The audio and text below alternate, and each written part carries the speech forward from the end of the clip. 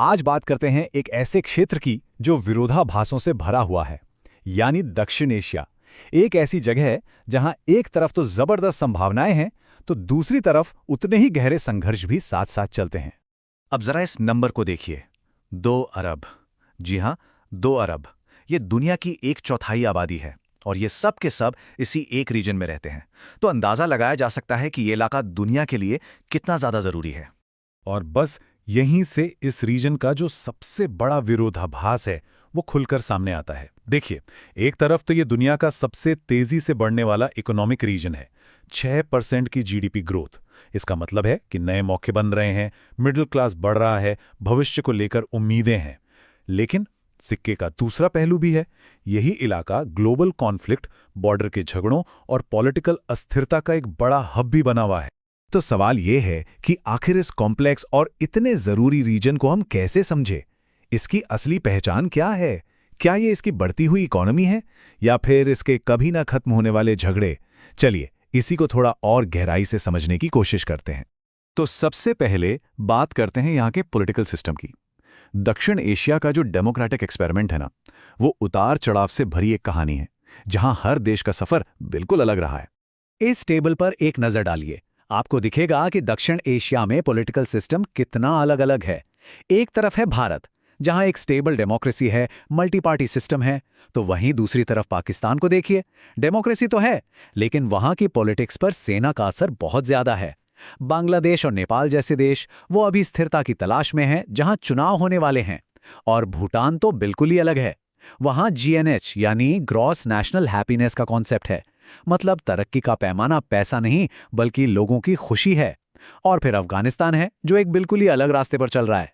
तो ये जो डाइवर्सिटी है ना, यही इस रीजन की सबसे बड़ी राजनीतिक सच्चाई भी है और चुनौती भी।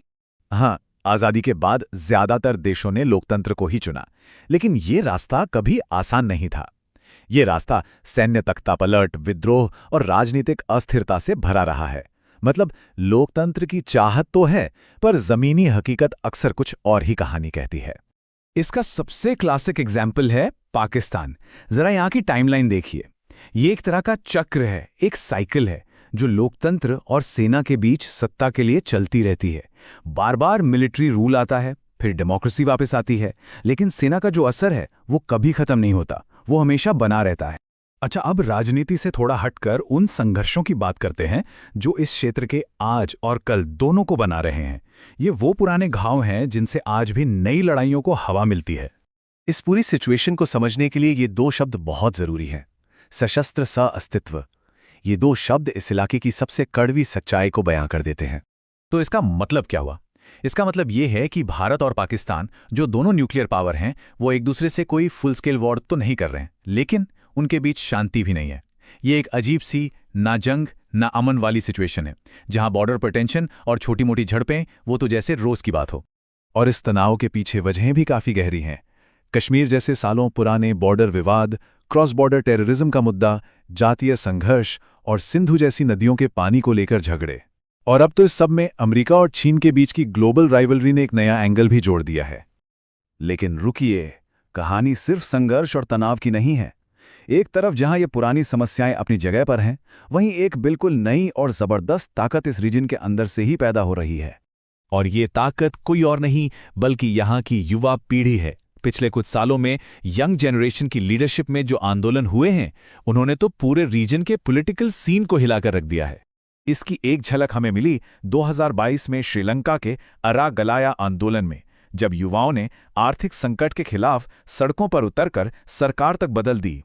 फिर ये लहर पहुंची 2024 में बांग्लादेश, जहां दूसरी आज़ादी नाम के छात्र आंदोलन ने एक बहुत पुरानी सरकार को सत्ता से हटा दिया।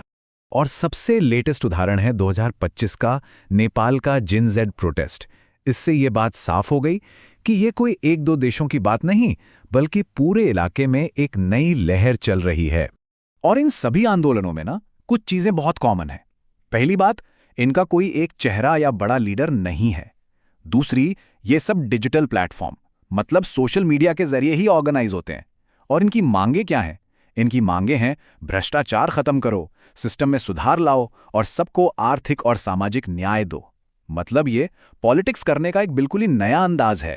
तो इस सब के बाद सवाल उठता है कि दक्षिण एशिया आज आखिर खड़ा कहाँ है। सच तो ये है कि ये रीजन आज एक ऐतिहासिक मोड़ पर है, जहां से भविष्य का रास्ता दो अलग-अलग दिशाओं में जाता हुआ दिख रहा है। तो देखिए, एक तरफ है इतिहास का भारी भरकम बोझ, वही पुरानी दुश्मनी, मिलिट्री का दखल और सिस्टम में घुसा हुआ भ्रष्टाचार। और दूसरी तरफ कौन है? दूसरी तरफ है युवाओं की जबरदस्त एनर्जी। ये एक ऐसी पीढ़ी है जो डिजिटल है, कनेक्टेड है और ये पारदर्शिता मांग रही है, ये जवाबदेही चाहती है और अपने लिए एक बेहतर कल की मांग कर रही है। इस पूरी खींचतान के बीच सार्क जैसे रीजनल कॉरपोरेशन के संगठन पॉलिटिकल टेंशन की वजह से लगभग ठप पड़े हैं। पर हाँ, 2026 के चुनावों के बाद शायद इनके फिर से एक्टिव होने की एक छोटी सी उम्मीद की किरण जरूर दिखाई देती है। तो आखिर में सबसे बड़ा सवाल यही आके रुक जाता है। एक पूरी की पूरी नई पीढ़ी बदलाव की मांग के साथ उठ खड़ी हुई है। तो क्या ये जेनरेशन इतिहास इस बोझ को उतार फेंकेगी? क्या ये दक्षिण एशिया की इस सदियों पुरानी कहानी को एक नया मोड़ दे पाएगी? खैर, इसका जवाब तो आने वाला वक्त ही दे।